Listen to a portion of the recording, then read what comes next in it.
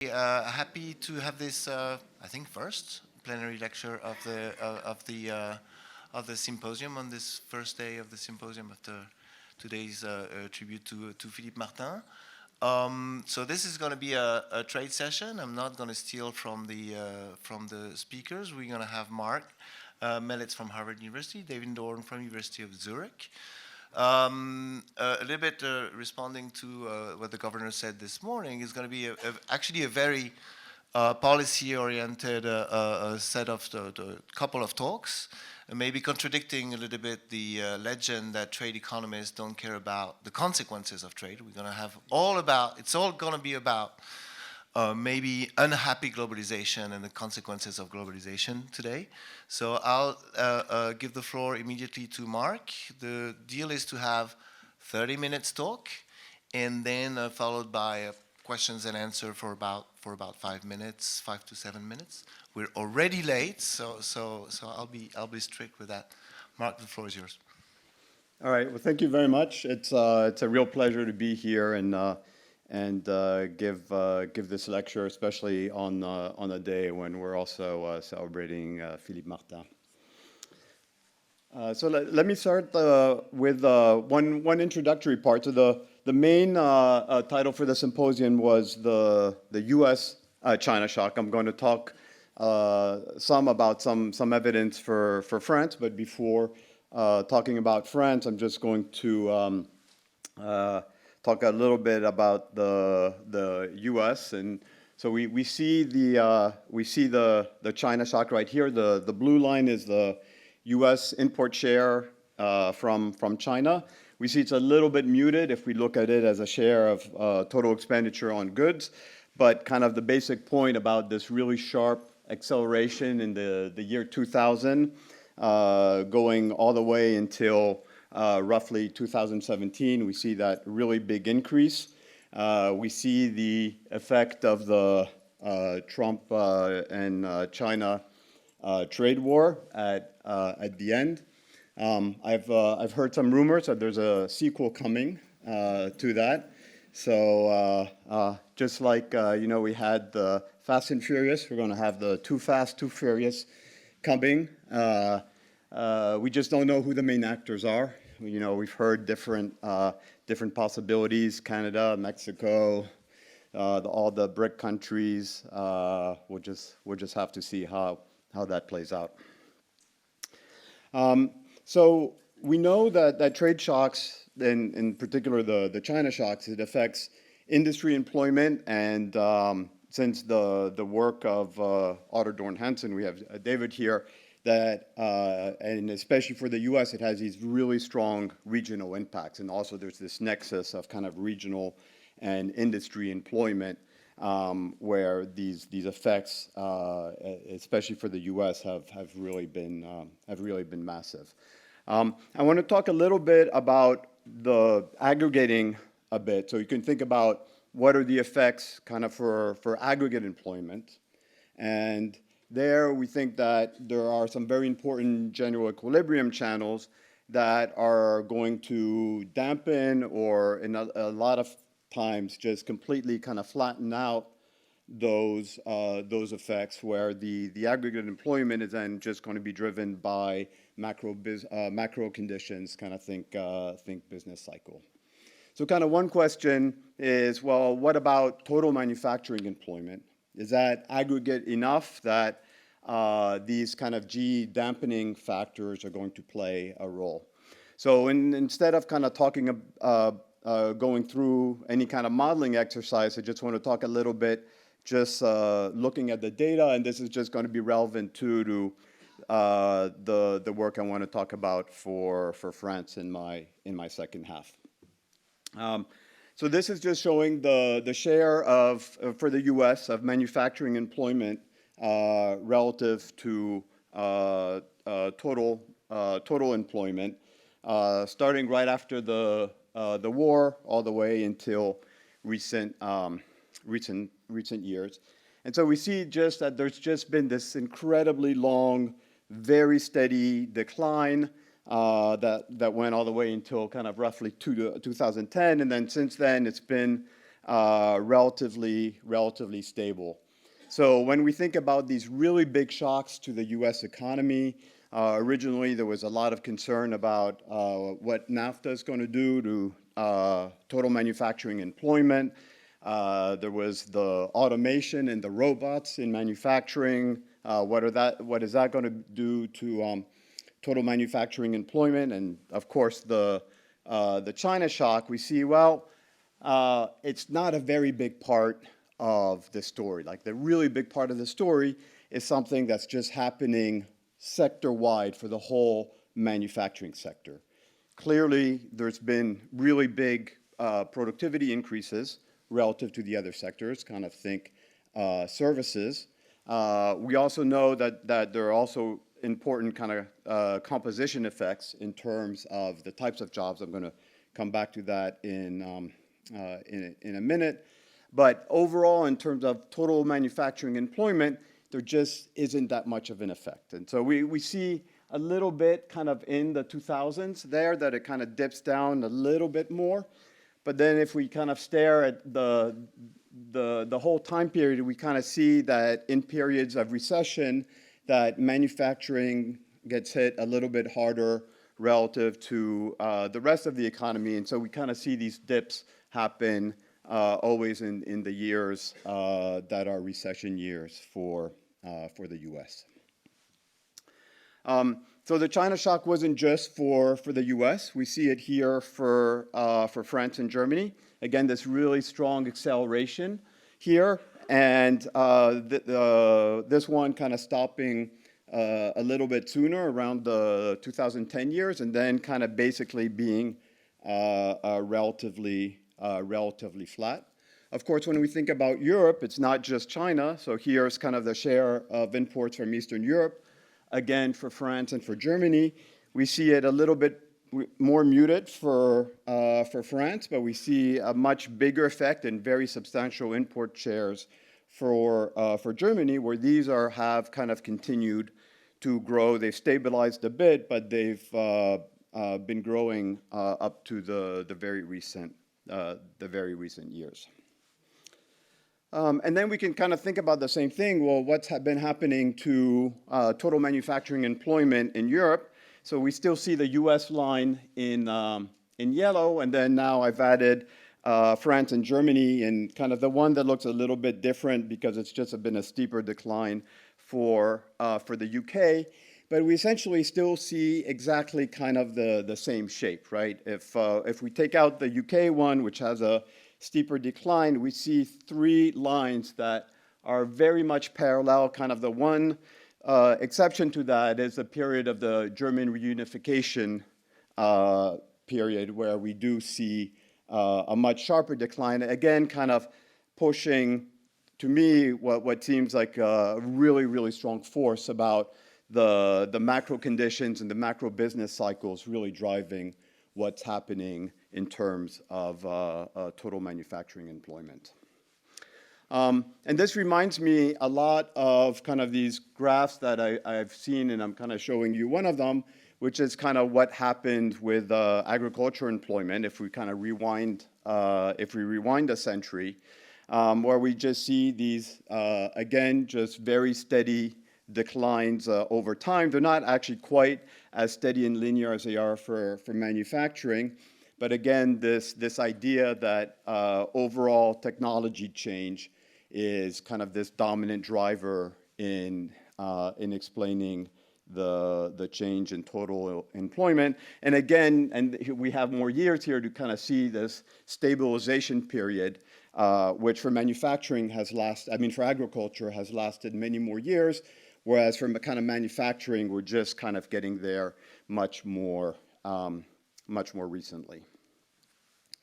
So what's my main point here? It's just that manufacturing employment is going to be driven. It's not that it's not affected by trade, but it's affected by trade in ways that affect the sector, the whole sector, and not in a way that kind of shows up in total employment. So we know that there are very important repercussions for example, the return to scale. again, David has some of the seminal work on that. We know that there's this hollowing out effect or polarization based on scale. Again, kind of technology change is a very important part of that story, and we think that there is a connection between technological change and trade, but it's just kind of happening sector-wide and in a more diffuse way where it's also not affecting overall unemployment. And I think this is just kind of something that's very important to keep in mind. As I kind of was highlighting before, we're going to enter in this new era with a lot of uncertainty about what's happening to trade policy, and kind of keeping in mind these forces that these repercussions are mainly going to be seen in terms of returns to scale sector-wide rather than in these employment effects. And so this is kind of the starting point for the second thing I wanted to talk about, which is if these employment effects are pretty stable and unaffected by these trade shocks, and there have to be some really important compensating factors, because we know that these trade shocks really affect employment in some sectors and some regions. So you can kind of think about, well, if they're steady overall, where are those kind of compensating job gains? And that's what I want to talk about. Next. So what I'm going to show you here is based on a paper which is joint with Philippe Aguillon, Antonin Bergeau, Mathieu Lequien, and Thomas Hubert. So the starting point, actually, let me just back up here, is increasingly, an increasing share of the goods that are traded now are intermediate goods.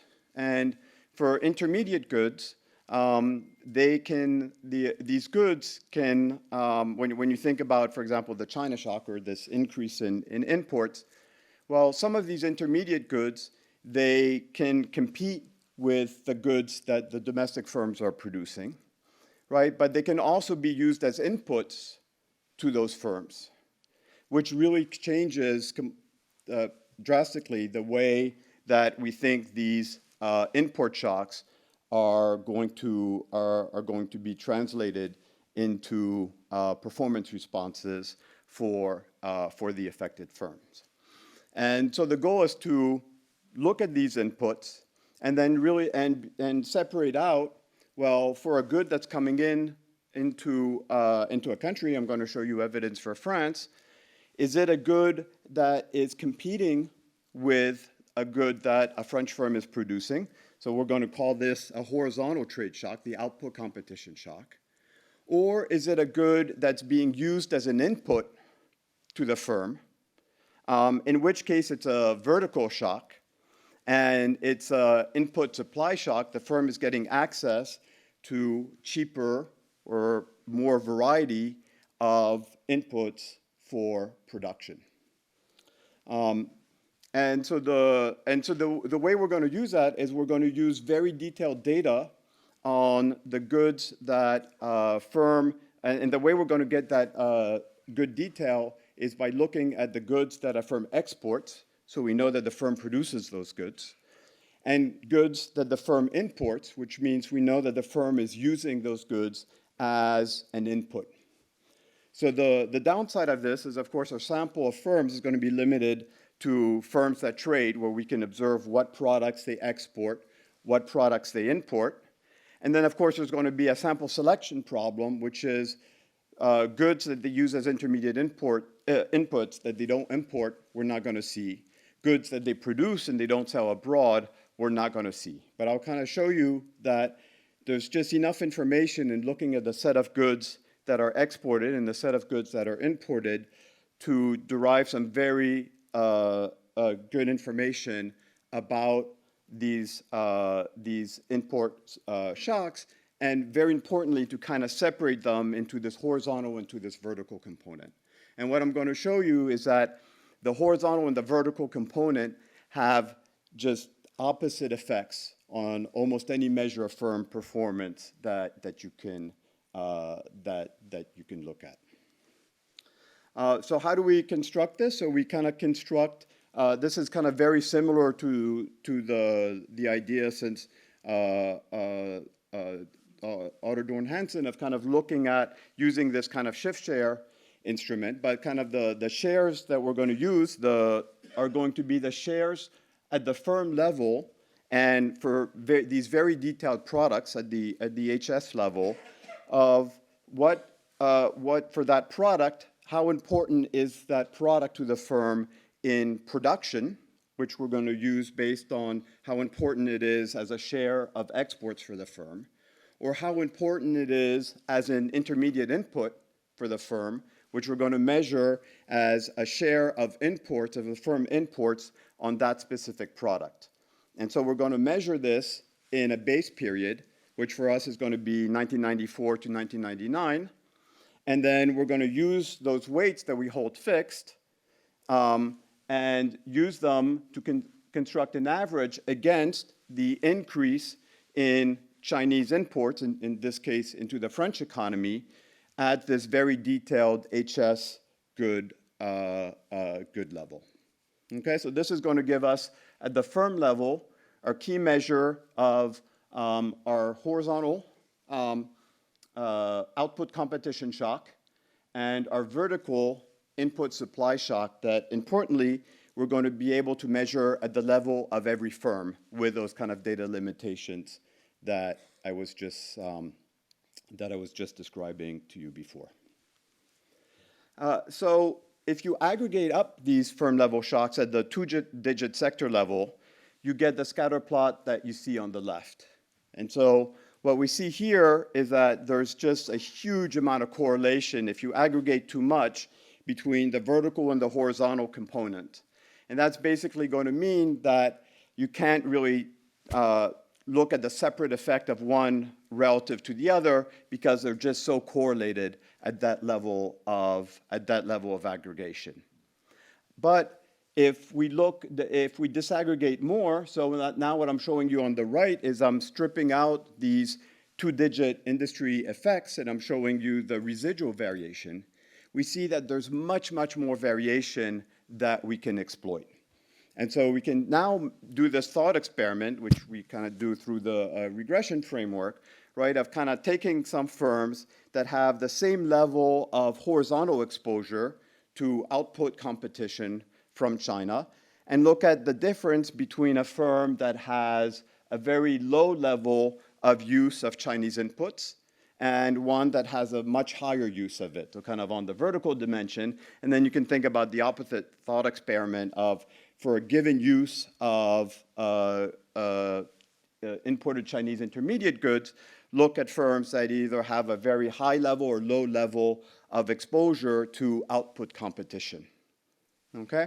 Now, there's still a lot of correlation even at the more detailed level, which is why the scatter plot still has a vertical slope, but variation that we can exploit, and in particular enough variation that we can separately control for sector fixed effects at the two-digit industry level. So we're going to be able to say how much of this is just an overall impact for the sector. So we kind of see apparel, computer, TV, and radio. These sectors are heavily impacted, but in both directions. So we can't really sort out what's driving the effect. But we're going to be able to strip that out and look at the responses of firms that have variation on either more or less output competition or more or less input supply of an input supply shock. And so the basic regression framework is going to be as follows. We're going to look at a whole bunch of different industry performance measure changes, which we're going to measure as Davis-Halter-Weininger growth rates. So just think of these as percent growth rates. We just use that so that it's at the firm level so that if firms don't change, if it's a 0%, we can still use that, and it just bounds all of these percentage changes between minus 200 and plus 200% for variables that change from 0 to positive or go from positive to 0. And then we're going to put in our key measure of the horizontal and the vertical shock. And then a whole bunch of controls at the level of the firm based on that initial period between 1994 and 1999. We're going to use employment and sales levels and growth rates. We're going to use exporter and importer status prior to the year 2000. And then we're going to be able to put these two-digit industry fixed effects. I'll show you a couple of regressions first without them. And then we do the kind of standard thing again, kind of taking a page from Otto Dorn Hansen. We're going to instrument for the import flows that are coming in from China into France with the import flows that are going into the rest of the G7 countries, excluding France, as an instrument. So everything that I'm going to show you has been instrumented in that way. So here's the effect for employment. So kind of in the first column, you see the effect where now we've aggregated the shock at the 4-digit level. So still enough variation to separately run horizontal and vertical, but not using the firm level variation, and importantly, not enough to be able to control for industry fixed effects. So we see this in very strong negative effect of the horizontal competition shock on employment. In the second column, we see that effect is even bigger once we separate out horizontal and vertical, and here we start seeing what I was pointing out before, this opposite response of the horizontal shock and the vertical shock. In the next column, we're moving to our sample of only firms that trade, and I'm just showing that to show that when we switch our sample, nothing changes very much. So these effects I'm going to show you are not based on changing the sample from all firms to the firms that we just have export and import data for. So they're pretty similar when we switch samples. And then our last column, which is going to be our preferred one, which is, so everything from here on out that I'm going to show you is going to be based on this last one, where we're going to use the firm level shock, both horizontal and vertical, and we're going to add industry fixed effects. And yeah, so these are elasticities. So it's just, it's a one, so import shares increase by 1%, 1% effect on employment. And so when we go to the firm level, we see that actually the industry fixed effect soaks up a lot of that variation. And actually that's going to be true for most of our performance measures. Those industries that I was showing you that were exposed, bad things are happening to those industries overall. And so they soak up a lot of the negative effect, but not all of it. We still clearly see this very strong, although significantly smaller in magnitude, effect of the output, that horizontal output competition shock on employment. The one for the vertical one goes down enough that it's no longer significant, although again it goes in the opposite direction. So now I'm going to show you this last column for a whole bunch of other performance measures. So the first one is just replicated, it's just for employment, and then a bunch of other firm outcomes. The labor share one looks very similar to the one for employment. So it's not just a scale effect. We see the affected firms that are affected by the output composition shock also reducing their employment labor share. Whereas again, the opposite reaction for the firms that have this input supply shock. So they respond not only by increasing employment, but they also increase their labor share. The third column is a measure of the extent to which the firms survive, but switch out completely of the manufacturing sector, meaning that all they do is they import the good and resell it into the French market. And so again, we see this really strong divergence in terms of the firms that are affected by horizontal competition and the vertical ones, where we see this really strong effect of the firms that are already importing these intermediate goods from China switch entirely to just importing the goods and reselling them on the French market. We don't find any effect on firm death. Now, again, that is really because we have those industry fixed effects. So what this is saying is that there's a big effect on firm death, but that's a sector-wide effect that we can't separate out between something else that's affecting that sector, a sector in decline, versus a causal impact of the trade shock. And then you see two measures here that are based on the product mix response of the firms, the extent to which they either add new products, if positive, or focus on a narrower set of products, if it's negative. And again, we see these opposite responses, where the firms that are affected by the horizontal upward competition shock, they introduce new goods, whereas the firms that have the input supply shock, it's the other way around. They really kind of lean into that and actually just focus on a narrower set of goods. And when we combine that with the last column, which is, well, what types of goods are they concentrating in or are they expanding into, we see, again, this radically kind of different response. So these are, you can either expand towards goods where France has a relatively stronger comparative advantage relative to China, or ones where they have, France has a smaller comparative advantage, meaning that these are goods that China has a stronger comparative advantage in. And again, we see this opposite reaction, where the firms that have the output competition, they are expanding their goods and they're moving their set of goods towards goods that have a stronger comparative advantage for France away from the comparative advantage of China. And for the goods that are using the inputs as intermediates, it's the opposite thing. They shrink the set of goods, and they actually focus on goods where China has more of a comparative advantage. Why? Those are the goods now that they're using as intermediates that they can now either just resell directly or use and transform and sell into the French domestic market. And so the last thing, which is good with the timing, that I want to show you is just the same set of results. The only thing I'm going to do here is I'm going to break the sample of firms into two groups based on initial productivity. Again, initial meaning in that 1994 to 1999 period. And we're going to put them in either the below median group, which we're going to call the laggard firms, or the above median group, Q2, which we're going to call the frontier firms. And essentially, to kind of summarize what's going on here is that almost all of these effects are really going to be concentrated in the horizontal shock, that output competition shock, in the subset of relatively less performing, less productive firms.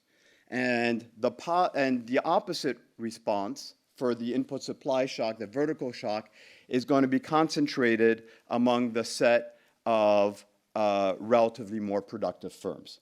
So again, if we just kind of look at employment, I won't go through all of them. If we kind of just look at employment, we see the negative effect really concentrated on the below median productivity firms.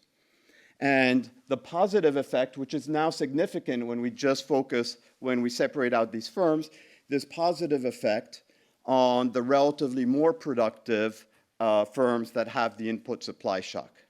And then in terms of magnitudes, we see that they're roughly the same, in fact, even a little bit higher for the positive impact than they are for the negative impact for the firms that, the negative ones that are affected by the horizontal output competition shock. The same theme remains, that all of these effects are opposite. They're just really much, much stronger, and again, just as I was saying, concentrated for the horizontal shock in the firms with below average productivity, and especially for the opposite response in the firms for the input supply shock for the firms that have above average productivity. So just in time for my conclusion, this is kind of showing that these kind of trade shocks are confounding two very different types of shocks, horizontal vertical, if you want to think of it as output competition and input supply. And these shocks at the firm level affects the firms in just completely opposite directions. And then just to return to kind of the theme that I started with, we're going to be in a period with a lot of changes in trade policies. My prediction is they're going to be kind of gyrating around a lot too. I think the main point of this is there are these kind of opposing responses, so that we don't expect those to really have a big impact on overall manufacturing. Those impacts are really going to be felt at the sector and regional level and kind of reflect overall technological changes for the manufacturing sector. And I'll stop there.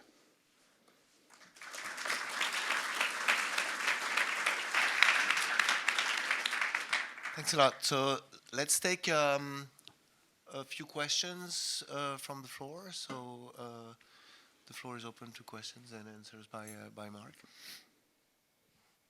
I can also bring. Yeah. One of the big future trade shows is about tariffs. Would Yes. that change your analysis? That it's all about V then in the end? No, well, but the tariffs are going to be, again, it's going to be, so if it's, the whole point is the tariffs are going to help the firms, right, that produce the same kind of good, but they're going to, at the same time, they're going to hurt the firms that are using that good as an intermediate input. We saw that really clearly in the first trade war with Trump, where a lot of the tariffs were on goods that were intermediate inputs. You know, think of steel, aluminum. We just saw that it just had these opposing effects. So we'll see that in the case of the import increase, as well as kind of import restrictions, but again with these opposite responses.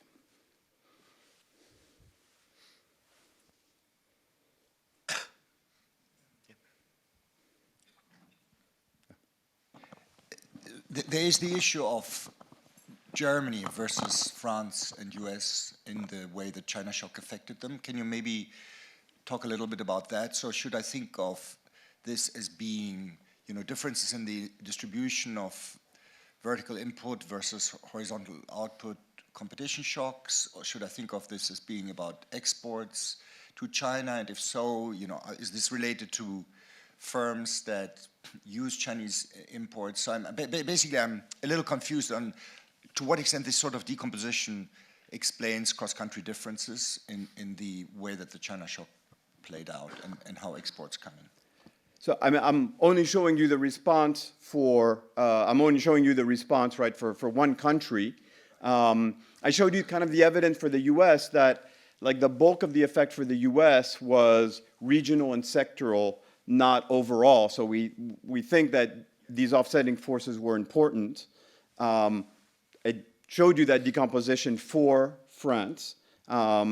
So I would feel, I haven't looked at the data for Germany, but my guess would be that that is something that would also apply to Germany. And again, we see a lot of the response for, and we saw it in the chart, Germany still has a relatively higher share of employment in manufacturing, right? So these kind of overall, the technology aspect of that shock can be more important for Germany. For example, think again about like what's happening to the return to skills and to the regional effect. But we also expect that they're going to be offsetting effects depending on whether these are kind of intermediate inputs or it's an output competition. Is it relevant and possible in the data set that you have to also treat the spatial distribution of firms losing and winning? Is it relevant? So, I mean, you mean that firms in some regions are more focused on, are producing goods that compete more in the horizontal dimension versus the vertical dimension from that? That's not something that, no, that's something that you could do with this data that we didn't do. David would be able to tell you much more, for example, for the U.S., but I know based on just some examples I've heard, based on their work, it was really like some of the biggest regional effects were felt in regions that were really kind of disproportionately focused on goods that were competing with China on the output side. And so my guess would be that input part of it is regionally much more diffuse, right? Those are kind of firms all around the country. The output one tends to be the one that's going to be regionally much more concentrated. Again, which kind of explains this tension between, we see really strong regional effects to these trade shocks, and why regionally the opposing effects are going to be way more diffuse. There's two more questions. So at the back. Yeah, I'm not a trade economist, so excuse the naivety of this question, but it feels to me that the negative impact of the trade shock will be this horizontal one on manufacturing employment. But of course, it's hard to measure all the positive general equilibrium effects that you could have. Since you showed at the beginning that the share of manufacturing employment is extremely low now, shouldn't we expect the general equilibrium ones to, be the ones that matter the most at the moment compared to these ones? Well, for total manufacturing, I would say my answer would be yes, but David might disagree with me, but I would say, we've seen this period of stabilization in that share. So my answer would be in terms of that, I expect that to be relatively stable, but not in terms of these other very important dimensions. There still could be some important regional shocks. And there could still be some important shocks that are transmitted kind of through technology that are not going to affect overall employment, but could further drive differences in, for example, the return to scale, or this kind of hollowing out effect that the demand for skills in that middle range of the skill distribution could be even lower. Last question. Lionel, you had a question? Yeah, thank you. I had a related question on the GE effects, and more specifically, what your results are telling us about the contingent protection, the impact of contingent protection, I mean anti-dumping, anti-subsidies, etc. So we have good examples on this in Europe. So one is the solar panels example, where we had strong anti-dumping against China, but these solar panels were intermediate goods used in the service sector, to install this stuff on your roof. And then at the end of the day, realized that we were killing more jobs in the service sectors that we were protecting in the manufacturing sector. So is it possible to use your framework to dive a bit more into this kind of compensatory effects between broad sectors? That would be very much in line with, the evidence that you were showing at the beginning of huge compensatory effects in the Yes, US. so I think it would be there. It's mixing like manufacturing and services, right, on the output, which makes like the output side completely different. But I think that was very much part of the story, and very much a part of the story in the US, which still has these very high tariffs on a solar panel. And kind of I've seen these studies that kind of show that the jobs that are the employment that's gained from the tariffs on the solar panel is tiny compared to the overall employment effect for the installation industry, which is much more labor intensive. I have to still return to the main theme that I said, which is then there are going to be some additional GE effects. It doesn't mean that it's going to cause, so what is going to be the net effect of protection on solar panels or on electric vehicles on total employment. I'd go back to kind of the same theme that said those are likely to kind of wash out. The part that doesn't wash out, and I think is the most important part for policy, is the price of solar panels are higher, the price of electric vehicles are higher, which means less expenditure, less adoption of these goods. And so on net, the big effect that doesn't cancel out is we don't use as much solar, we don't buy as many electric vehicles, and the environmental impact remains, and it's going to be very strong. Yeah. Okay, thanks a lot. I think we should go to David now for the second paper about Trump tariffs, the past Trump tariffs. So we're going to learn about the future through the past. So the floor is yours for 30 minutes. You're going to clock out. With pleasure. Thank you for the introduction, Thierry, and for the invitation here.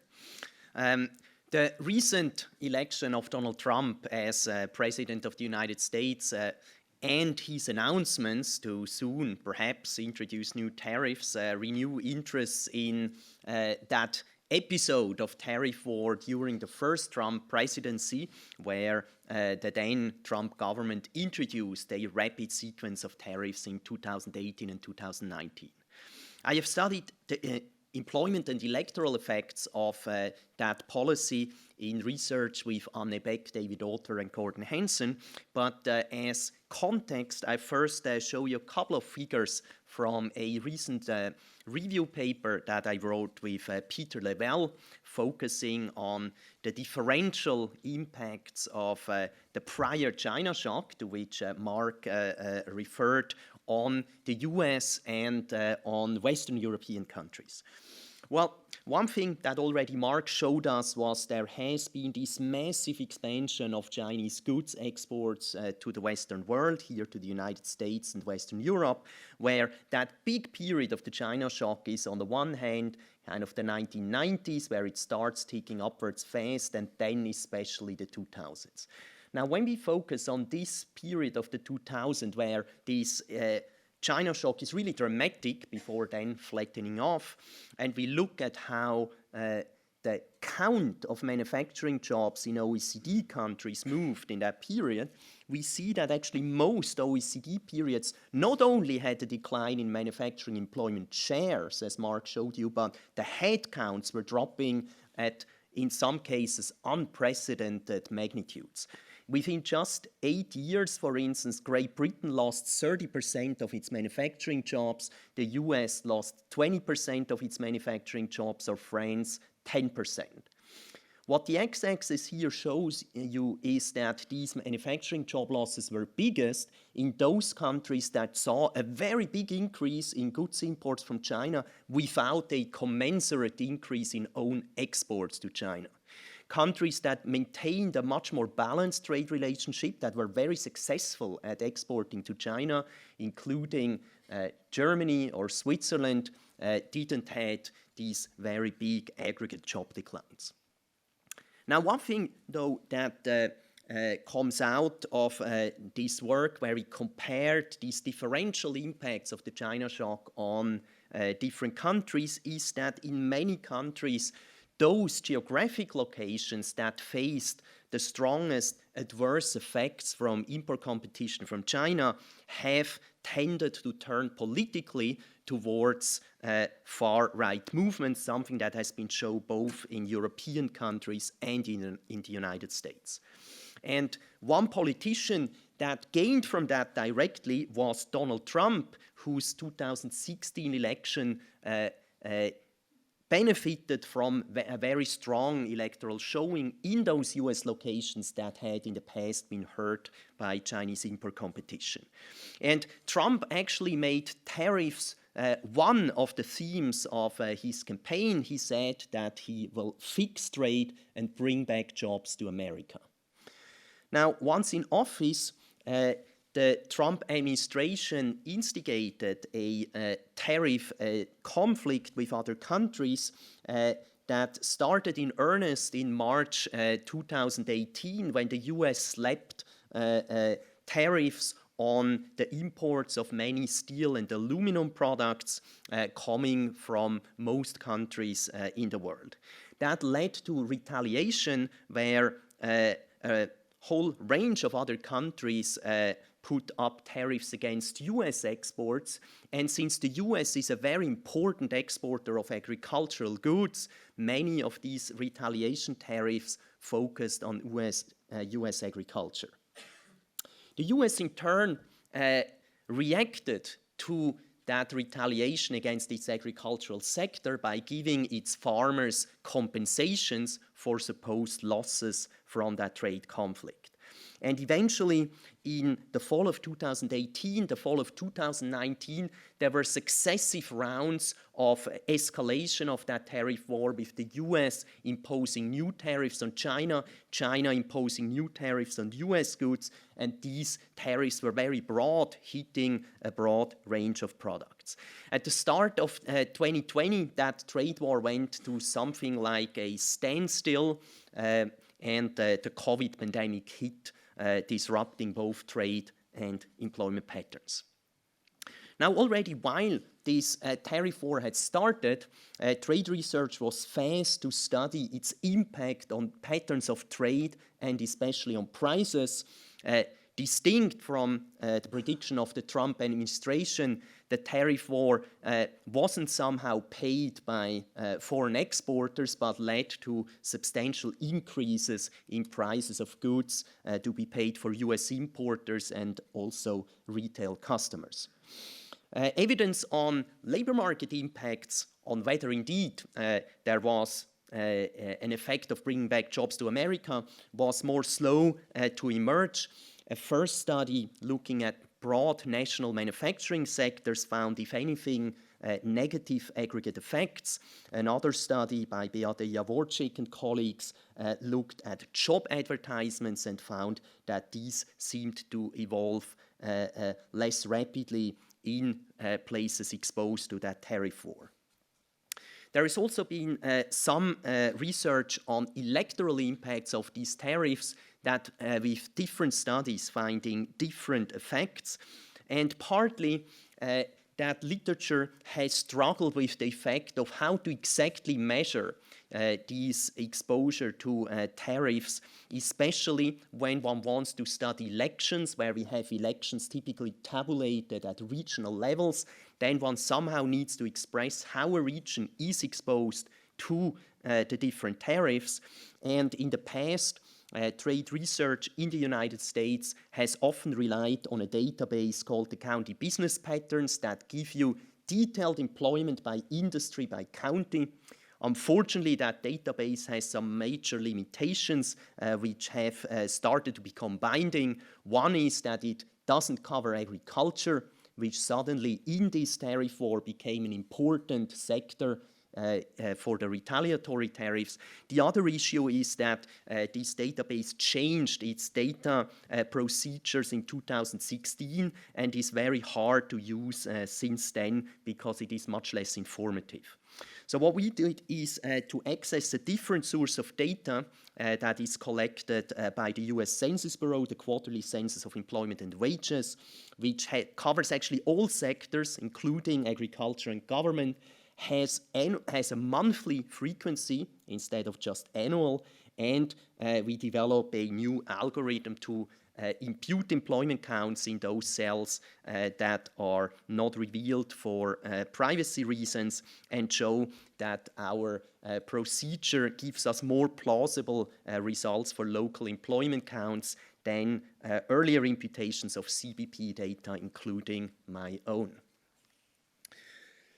What we then do with this data in hand is to exploit tariff variation across very detailed industries, where we map these industries to local labor market and then are able to see employment outcomes across all sectors in these locations.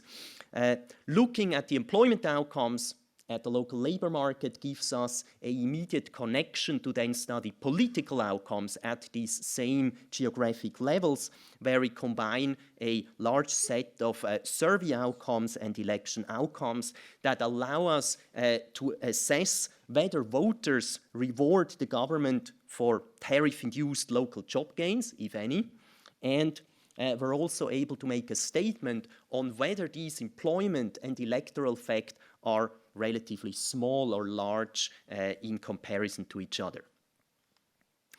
So how do we construct these tariff exposures? We first look at industries and compute that a US industry I will be more exposed to import tariffs that the US imposes on the imports of goods from a country K.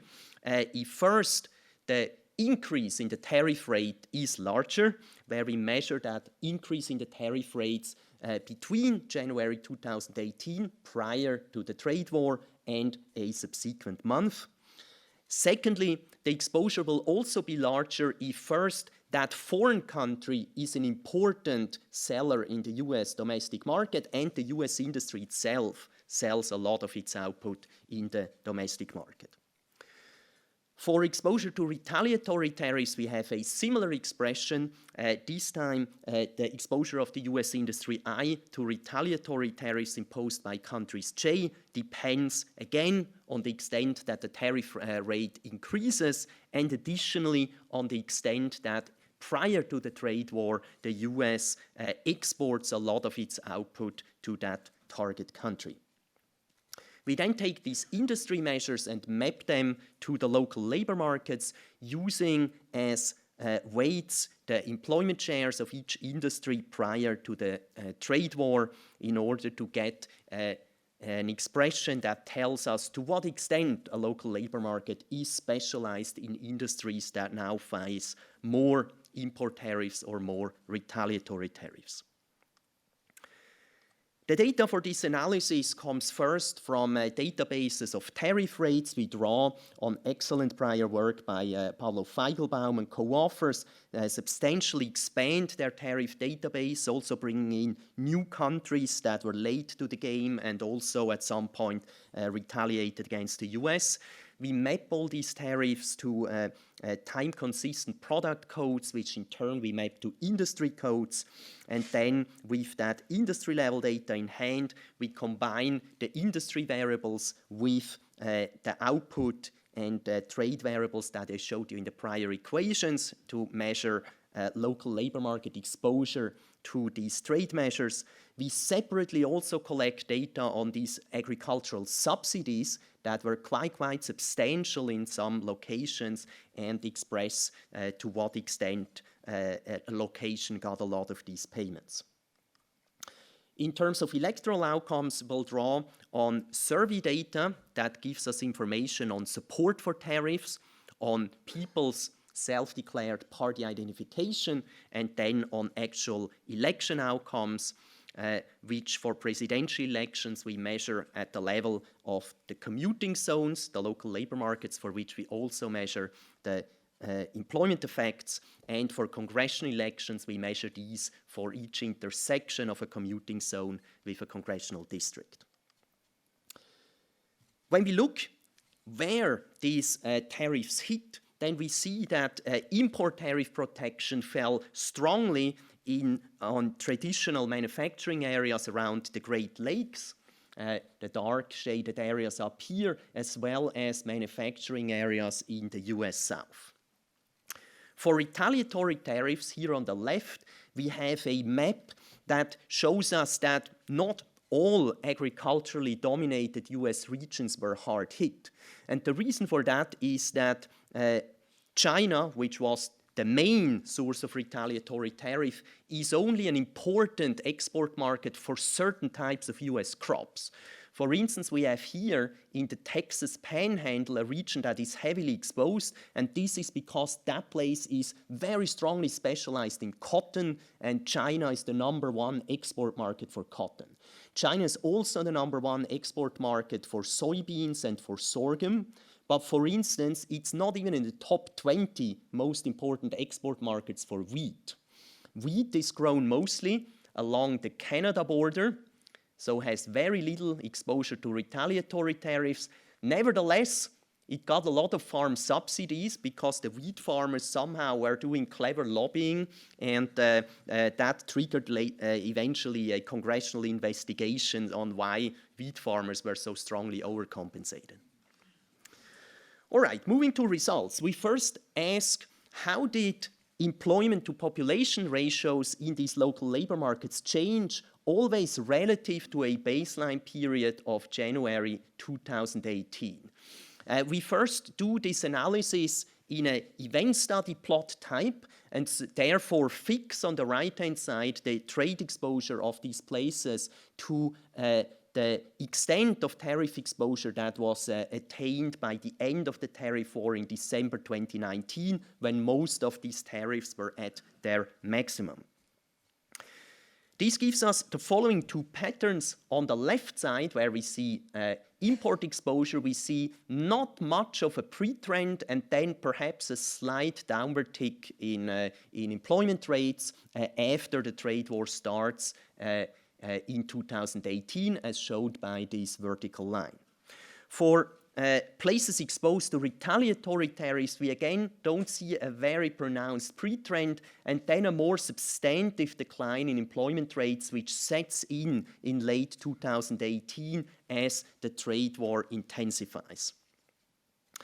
We look at these results more rigorously in regression analysis, where we now relate these changes in employment rates to time-varying measures of import retaliatory tariffs as well as agricultural subsidies. These regressions, at least in some specifications, control for non-parametric time trends, which we allow to differ across different census divisions, broad regions of the country. We allow them to differ as a function of the initial specialization of these places in manufacturing and primary industries. And in some specification, we parametrically control for a pre-trend in the outcome variable. Doing so shows us that in locations with greater exposure to import tariffs, we have, depending on specifications, either mostly insignificant negative employment effects or insignificant positive ones. For retaliatory tariffs, the picture is much clearer. We have a very consistent, significant negative employment impact, and the effect of farm subsidies has been significantly positive. Now, given Marc's earlier talk about supply chain linkages between industries, let me make a small parenthesis here. By looking at these local labor markets, we will capture the combined effect of direct competition to industries and linkages between industries to the extent that industries buy goods that are produced by the same industry. We'll also capture the linkages that happen to be local within the local labor market. What we don't capture are inter-industry linkages across industries that are at the national level. So we did additionally industry-level regressions with the industry-level versions of these exposure variables. Those again show insignificant effects for direct exposure to import tariffs, significant negative effects for retaliatory tariffs, and for indirect linkages via customers and suppliers, we find insignificant and small effects. Given our structure of these employment to population ratios, we can more specifically ask in which industries did these effects materialize. This shows us that for retaliatory tariffs, we see a significant decline in employment in crop production, but also additional declines in employment in transportation and warehousing and in business services, which might also suffer from the decline of local agricultural businesses. Farm subsidies lead to a significant but small uptick in crop production employment. For import tariffs, we just get insignificant results throughout. Now first, before I discuss more why it could be that import tariffs don't shore up employment, let me show some scaled results that give you more of an impression of the magnitude of these effects. To this extent, we take these total effects here and multiply them with the December 2019 exposure of the average local labor market to these different tariff and subsidy measures. So this is like a comparison between the average exposed place and a hypothetical location with zero exposure to that tariff war.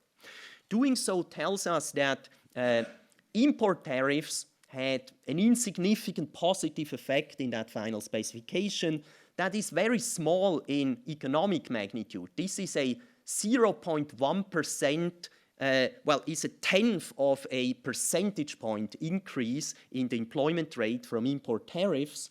For retaliatory tariffs, we have a statistically significant effect, but it is economically small, about a 1/10 of a percentage point decline in the employment rate.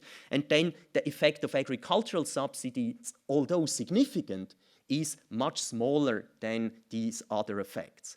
Now, if you sum up the three columns, you get the combined effect, and that happens to be almost exactly 0.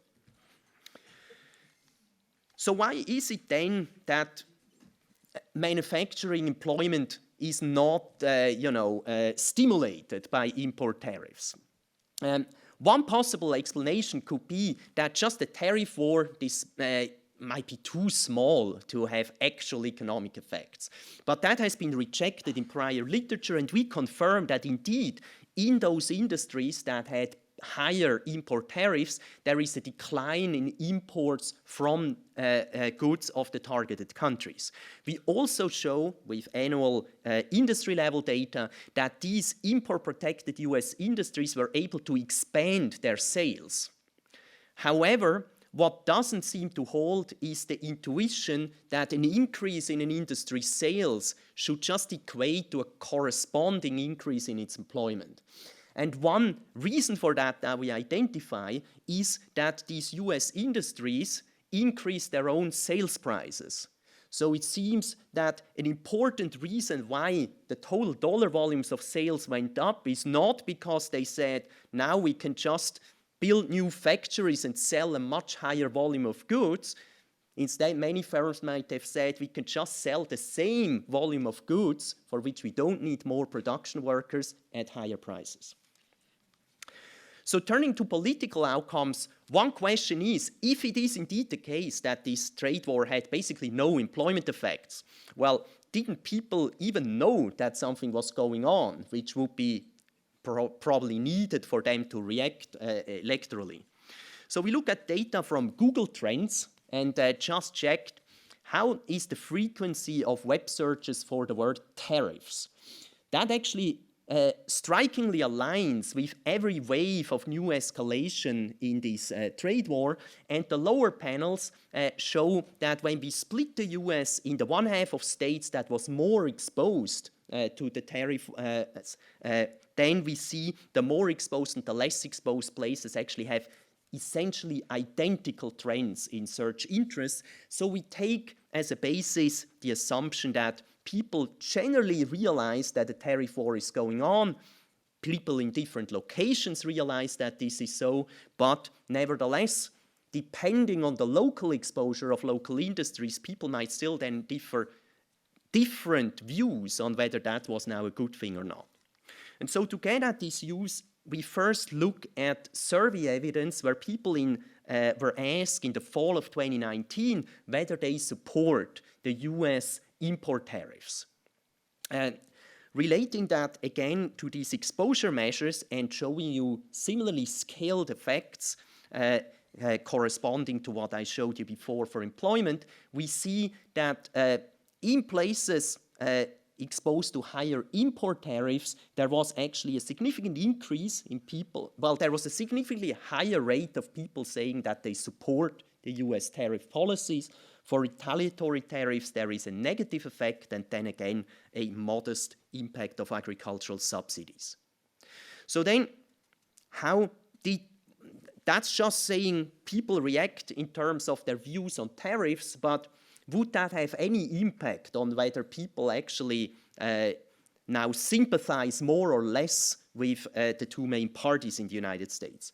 To probe this, we first look at survey evidence where every year, so at a higher frequency than elections, people are asked whether they identify as Republicans or Democrats or independents. And we run a regression that otherwise has the same conceptual structure as the regression model we use for employment. Now, doing so shows us the following picture. In those locations whose local industries got import tariff protection, there is a sizable decline in people who self-identify as Democrats. This is a 2 percentage point decline here on the left, with corresponding offsetting gains for independents and Republicans.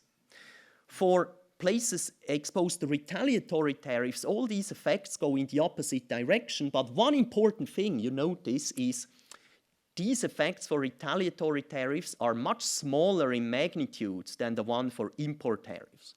So it seems as if voters, react strongly to the tariffs that were directly imposed by the US government, namely the import tariffs, but somehow perhaps don't blame the US government as much for the tariffs that were imposed by other countries in response. When we then turn to elections, either by looking at presidential elections through 2020 or congressional elections also through 2020, then we find patterns that qualitatively look very similar to those that I showed you just before for party identification. In places exposed to more import tariffs, there is a significant uptick in the two-party vote share that goes to the Republican Party in presidential elections. The effect here is quantitatively smaller, though, than what we saw before for party identification. For congressional elections, we have very large magnitudes of effects. This effect is about the same as the gain in Republican plus independent identification before, but you also see that we have a very low precision. This is also because we actually include all congressional districts in this estimation, including ones that had very wild vote share swings. Now, one question we can ask is, if we now don't just do this comparison here between the average location and the hypothetical non-exposed place, but instead we take our regression estimates to compute predicted effects for every single commuting zone, then we get this picture in which we aggregated these 700 commuting zones into 40 bins in a bin scatter plot. Now, you see two things in this plot. We have here on the x-axis is the predicted effect of import tariff exposure, retaliatory tariff exposure, and subsidy exposure on employment rates. On the y-axis is Republican vote shares in presidential elections. The two things you notice is first, a very clear positive correlation. So in those places where the positive effects were dominant employment-wise, Republicans have gained more in terms in electoral terms. But the second thing you notice is that the magnitudes are really different for these two outcomes. For employment, I told you that the average effect is just about 0, but you see that holds also in most individual locations. In most locations, the employment effect is somewhere between perhaps losing 0.2 of a percentage points and gaining 0.2 of a percentage points of employment ratio. Instead, electoral effects are often 0.5% to 1% of gain for the Republican Party, with even the Republican Party gaining in locations for which we actually predict a 0 employment impact. And that invites the question, why should we see electoral gains in places where the aggregate employment effect of this trade war might actually have been just about 0? One possible explanation is that the US government was just successful in claiming that these policies were effective, and there are a very large number of documented cases where the government claimed credit for job creation that had already been decided prior to the Trump government getting into office. But the second possible explanation is that some voters might actually credit the government despite realizing that the policy is not economically good. In one survey in late 2019, 80% of Republicans say they're in favor of tariffs, even though a significant subset of them also says that the tariffs are bad economically for the US. Perhaps one set of voters that might have opined this way is those people in places that in the past suffered a lot from China. And indeed, when we compute these predicted effects separately for locations that in the past had a high exposure to the China import shock, that's the triangles up here, we see that these were really primarily the places where we have that combination of little employment gain and nevertheless quite a lot of support for Republicans. So to sum up, we had this massive change in trade policy, where after decades of declining tariffs, we've seen a very rapid increase. Our research contributes to the research that many other colleagues have done that just once again confirms very little positive impacts of these tariff policies, and nevertheless, perhaps because these policies have some political popularity, we see that first, the Biden government kept these Trump tariffs alive, slapped some new tariffs on top of it, and now, unfortunately, we might see even more tariffs coming along. Thank you.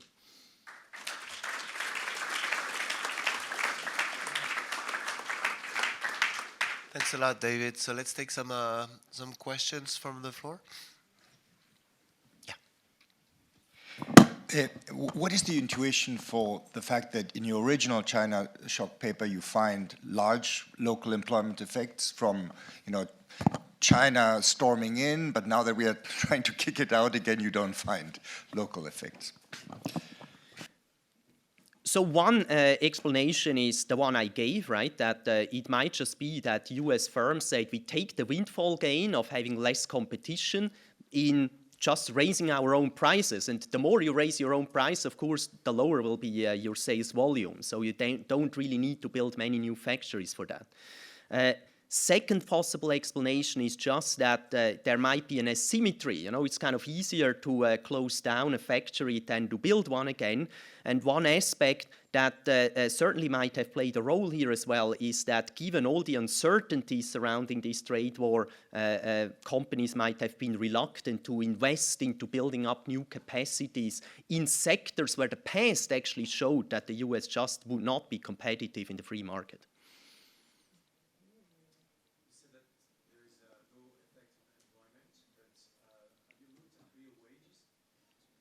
We have also looked at wage bills, and we see the same effects for wage bills. We don't see a very substantive change in wage rates as well. So am I right in saying that this seems to be like a moral premium rather than the real effect on employment? And if that is so, would you sort of pick up essentially a correlation for the political gains? Not with employment, but just propaganda, the noise that in electoral districts the Republican Party would have put out.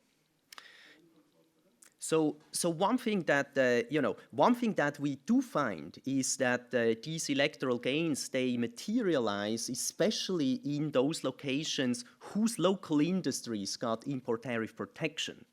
Now, one possible interpretation that I listed is precisely that the US government might wrongly have claimed that somehow job growth there was particularly good. But I do think another possible interpretation is that there was a pool of voters in those places, especially in ones that had suffered from trade competition in the past, that just said, we like a government that tries to stand up for us, and even though these measures might not work super well, at least, someone recognizes our problems and tries to do something about it. I had a question actually, David. So on your vote thing, so the retaliatory effects of tariffs have much smaller effects. Yes. So what's going on with Chinese trade policy makers?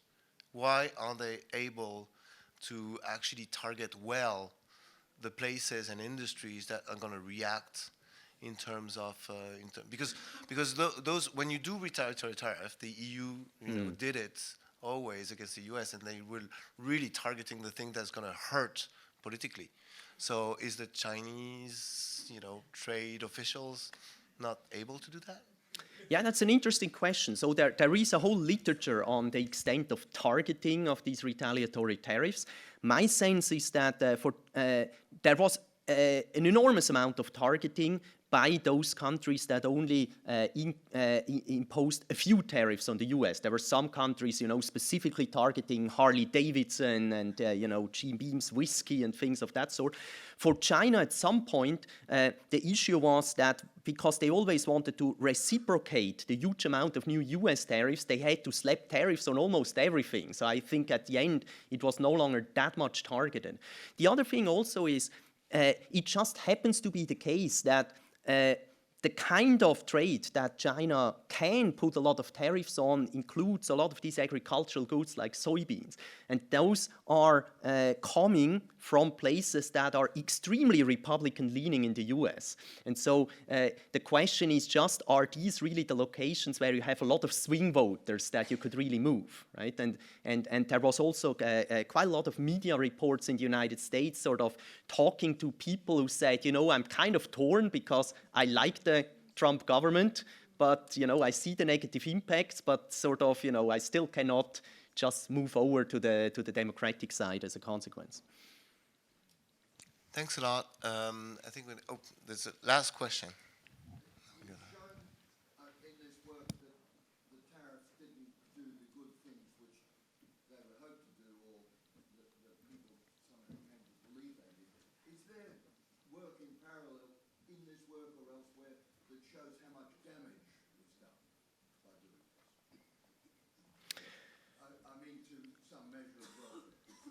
Yes, I mean, there are structural trade models that estimate the overall welfare effects and find very small negative effects.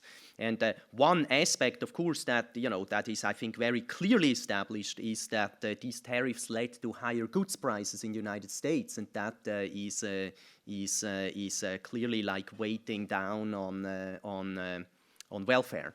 And just the fact that there is really no evidence for sustained job gains just means basically no evidence for positive economic impacts, but some clear evidence for negative effects. Sorry, we're late for the next panel, so I'm going to close here, and thank you very much for talking.